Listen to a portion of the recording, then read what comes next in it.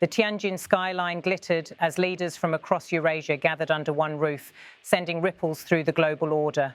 The 2025 Shanghai Cooperation Organization Summit wasn't just another diplomatic meeting.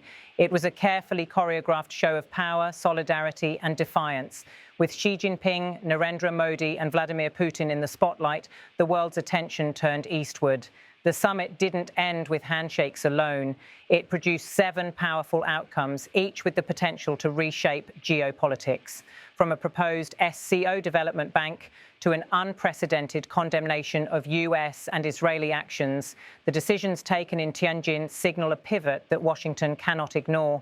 The Shanghai Cooperation Organization, SCO, born as a regional security bloc, has expanded into an influential body of 8 permanent members, with dialogue partners and observers stretching from South Asia to Central Asia and beyond. This year's summit, its 25th, was hosted in Tianjin, China from August 31st to September 1st, 2025. What unfolded was more than routine diplomacy. The summit adopted 20 documents, launched new institutions, and projected a clear message: the emerging multipolar world is taking shape.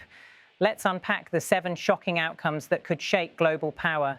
The first major outcome was the adoption of several long-term strategic documents: the Tianjin Declaration, outlining collective principles for a multipolar order; the SCO Development Strategy 2026 to 2035, setting economic and social targets; the 2026 to 2030 program to counter extremist ideologies, focusing on radicalization and online recruitment; an energy cooperation roadmap through 2030 designed to coordinate cross-border pipelines, electricity grids, and renewable energy investments. This package of documents transforms the SCO from a loose dialogue forum into a more structured, policy-driven organization. Analysts argue that this resembles what the European Union did in its early years, laying the groundwork for deeper integration. For India, the declaration was significant. Modi insisted on inserting references to sovereignty and territorial integrity, particularly important given Beijing's Belt and Road Initiative, BRI, which India has consistently opposed. For China, it was a chance to embed multipolar rhetoric into the SCO's DNA. The Tianjin Declaration's core message was unmistakable: the 21st century will not be unipolar. Perhaps the most eye-catching decision was economic. Xi Jinping formally proposed establishing an SCO Development Bank. The idea is to create a Eurasian counterpart to the World Bank, giving members access to infrastructure financing without Western conditionality. Russian President Vladimir Putin went further. He urged members to issue joint SCO bonds, create regional payment and depository systems, and reduce reliance on the US dollar and euro. This aligns with Moscow's long-standing ambition to bypass Western sanctions and financial tools. China sweetened the deal by pledging 10 billion yen in concessional loans and 2 billion yen in aid over 3 years. These moves mark a direct challenge to the IMF World Bank financial architecture, tilting the balance toward Asia.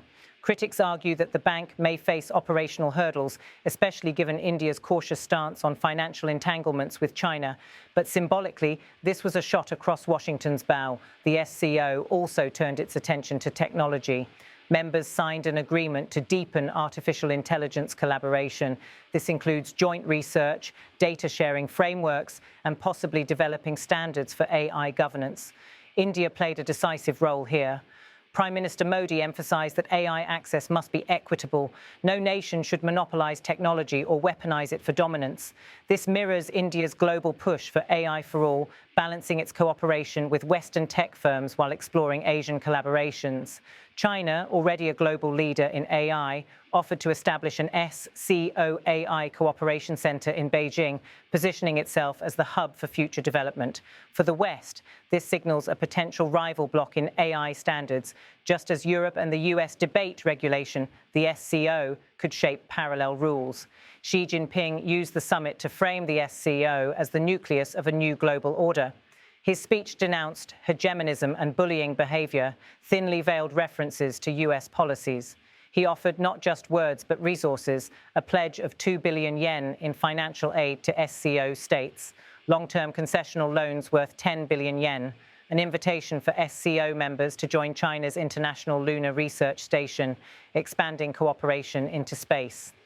For Beijing, this was about casting itself as the alternative to US leadership, provider of technology, finance, and even space exploration. For many developing members, this vision holds appeal, especially against the backdrop of Western sanctions and conditional aid. This outcome matters because it repositions the SCO beyond security. It's now an umbrella for finance, technology, and outer space cooperation.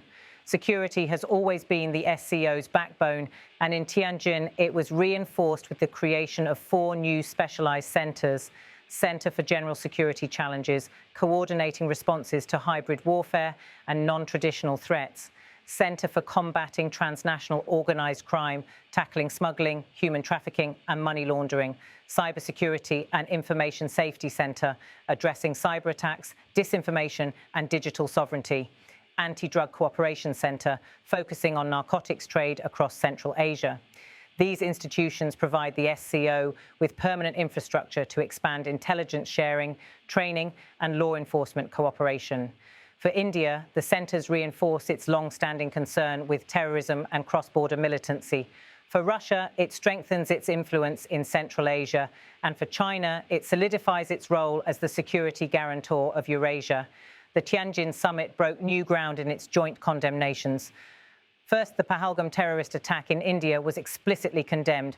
Modi used his speech to criticize double standards on terrorism, a swipe at Pakistan. By securing language on this, India scored a diplomatic win. Second, the SCO collectively condemned US and Israeli military strikes on Iran. This was unprecedented. India, which often avoids direct criticism of the US, joined the consensus, signaling the bloc's growing strategic cohesion. These statements matter because they place the SCO in direct rhetorical confrontation with Washington, while also aligning members on issues that resonate domestically. Finally, the most visible outcome was symbolic but powerful: the image of Modi, Xi, and Putin together. The trio held hands, exchanged smiles, and even shared a limousine ride. This choreography sent a calculated message. Despite bilateral tensions, India, China, and Russia can project unity when needed. The Wall Street Journal described it as a collective message to Trump. The symbolism of 3 major powers representing billions of people standing against Western dominance cannot be overstated. While skeptics argue this unity may be skin deep, the optics alone were enough to alarm Washington and Brussels. The SCO's 2025 Tianjin Summit was more than a regional gathering. It was a rehearsal for a world in transition. The 7 outcomes, from institutional reforms to financial independence, AI cooperation, and geopolitical posturing, show a bloc ready to claim center stage.